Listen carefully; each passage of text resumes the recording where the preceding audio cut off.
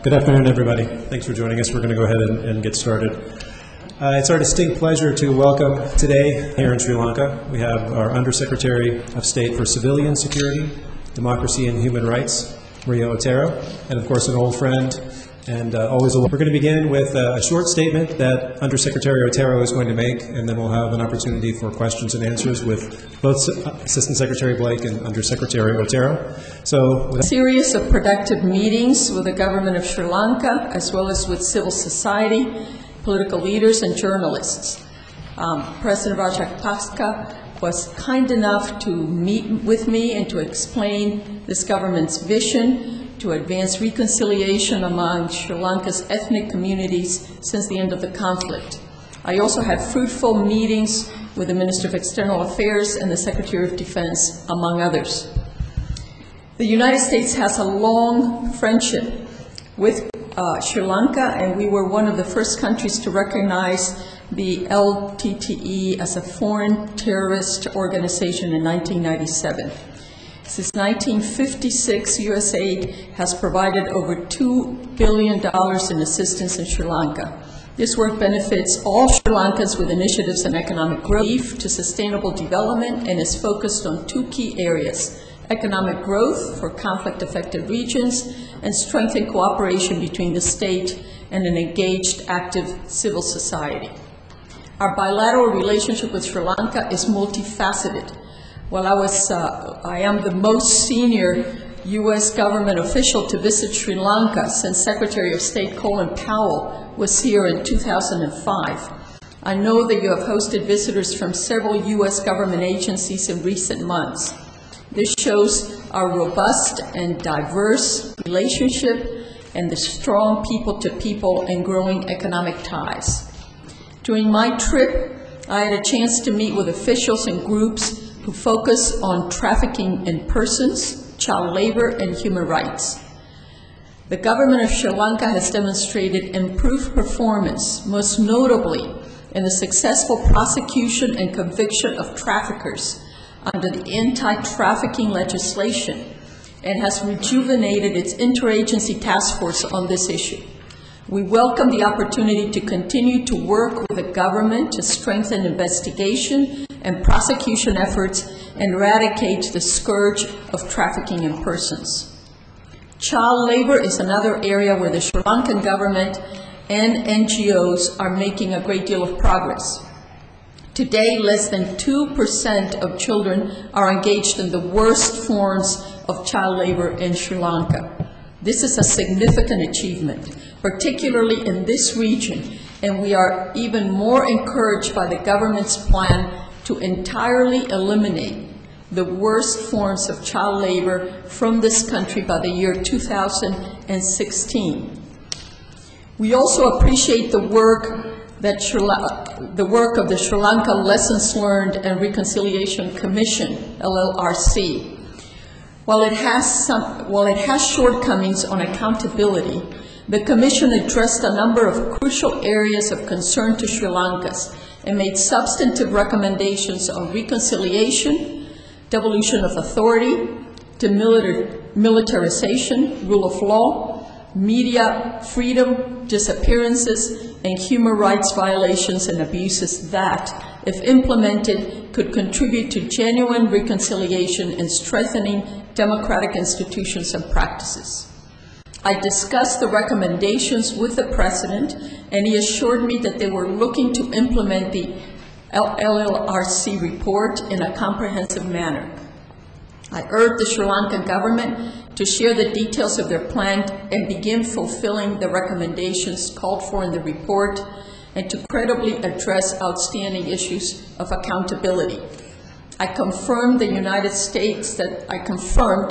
the United States will support a resolution in the United Nations Human Rights Council in March that provides an opportunity for the government of Sri Lanka to describe what it intends to do to implement the LLRC's recommendations and advance reconciliation, as well as address accountability, human rights, and democracy concerns.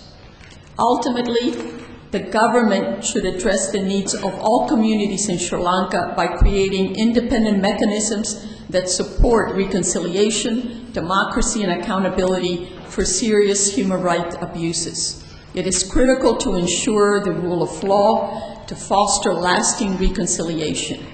We strongly encourage the government of Sri Lanka to work with international bodies, including the United Nations, to address these matters. An agreement between the Sri Lankan government and the Tamil National Alliance, the TNA, of a lasting governments on a lasting political settlement is also critical, and we urge both sides to approach negotiations in a spirit of trust, empathy, and good faith to reach a political solution that is in the best interest of all Sri Lankan citizens. It is our sincere hope that the government and people of Sri Lanka will seize this opportunity to build a democratic, tolerant society that will lead to lasting peace and prosperity, that leads to a future of hope and dignity for all. We hope that all Sri Lankans see diversity as a strength, not a weakness. Sri Lanka has immense potential. The United States looks forward to continuing to work with you to build on your momentum towards a peaceful, prosperous, and democratic Sri Lanka.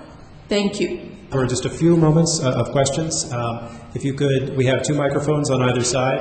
If you have a question, please raise your hand, state your name and media organization if you could.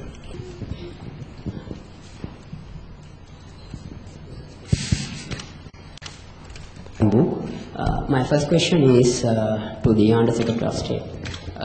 You said mentioned in your statement that there are some shortcomings in the accountability in the LLRC report, and also that you favor a special resolution in Geneva at the UN Human Rights Council. Would you just elaborate on those 2 issues as to what were the shortcomings and as to what the reason behind the resolution at the Human Rights Council? Let me just, we've explained in some detail our views on the LLRC report, both on its merits and also on its shortcomings. As you know, there have been a number of other reports, such as the UN Panel of Experts report, that described in some detail some of their concerns about human rights violations and potential war crimes that occurred, particularly at the end of the conflict from January to May of 2009. You all are familiar with those. I don't need to address those. In our view, the LLRC report did not cover in sufficient detail some of those allegations. And so, again, we think it's very, very important as part of finally achieving a just and durable settlement and reconciliation process that those be fully addressed. And so we talked in some detail about that with our friends in the government today. Let me just, if I can just add to that, in that context, it is also important to point out that we believe that report makes some important and positive recommendations in the areas of reconciliation, and that it concentrates in that area. And many of those areas, moving forward in those areas, we also see as a very positive way towards addressing the situation that remains. My second question is about at the Geneva Human Rights special meeting sessions that the U.S. is going to support the special resolution on about these human rights issues, especially pertaining to Sri Lanka. And what was regarding it, and if you could elaborate on it. Well, the United States will support a very straightforward resolution that declares that the government of Sri Lanka has not yet done enough to implement the recommendations of the Lessons Learned and Reconciliation Commission, and to comprehensively address the issue of accountability. And we hope to work very cooperatively with the government of Sri Lanka, both in the UN HRC, but also both before and after that. And I think we had some good discussions today about that.